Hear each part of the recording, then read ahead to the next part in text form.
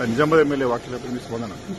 ఏదైతే హైదరాబాద్ నగరంలో ఉన్న ప్రజల మీద ఎమ్మెల్యేలు మంత్రులు ఏ రకంగా మాట్లాడుతున్నారంటే, ఈ రాష్ట్రము తెలంగాణ రాష్ట్రం 10 ఏళ్లు అయింది ఏర్పడి, ఇప్పటివరకు కూడా ఏ చిన్న సంఘటన జరగకుండా కేసీఆర్ నాయకత్వంలో హైదరాబాద్ ప్రజలను కంటి రూపాయల కాపాడుతున్నారు. ఇప్పుడున్నటువంటి గవర్నమెంట్ వచ్చిన తర్వాత ఎమ్మెల్యేలు రెచ్చిపోతా ఉన్నారు, మంత్రులు రెచ్చిపోతా ఉన్నారు.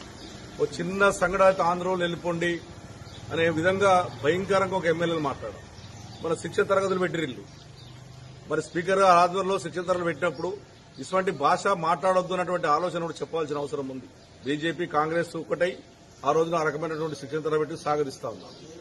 ఇవాళ ఆందోళన తెలిపండి ఇది ఉండొద్దు అని ఒక లాయరు, ఒక అతను, అదేవిధంగా ఒక ఎమ్మెల్యే, అదే ఒక మంత్రి, నువ్వు ఏం కంట్రిబ్యూషన్ ఉన్నది సినిమా వాళ్ళది అన్నటువంటి మాటలు మాట్లాడడం నేను ఒకటే కోరుతా ఉన్నాను.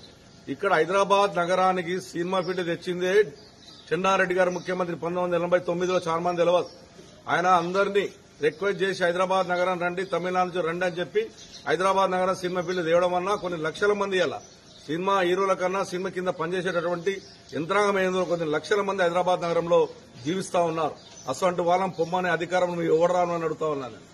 నీ అధికారం ఇటువంటి మాటలు మాట్లాడితే బిడ్డ ఎవడైనా సరే ఇది హైదరాబాద్ లో తిరగనీయం. హైదరాబాద్ ప్రాపర్ మాది.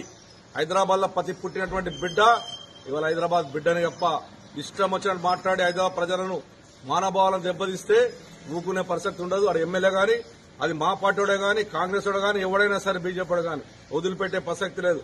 మా ప్రాంత ప్రజలను ఎవడన్నా ఏమనంటే ఒక శాసనసభ్యునిగా హైదరాబాద్ లో తిరగని అని చెప్పి ఈ సందర్భంగా తెలియజేస్తా ఉన్నారు. మార్చుకోండి. హైదరాబాద్ ప్రజలు ప్రశాంతతను కోరుకుంటారు తప్ప ఇష్టమైన మాట్లాడతాం వదిలిపెట్టే ప్రసక్తి లేదని చెప్పి ఎమ్మెల్యేలకు మంత్రులకు కూడా హెచ్చరిస్తా ఉన్నారు.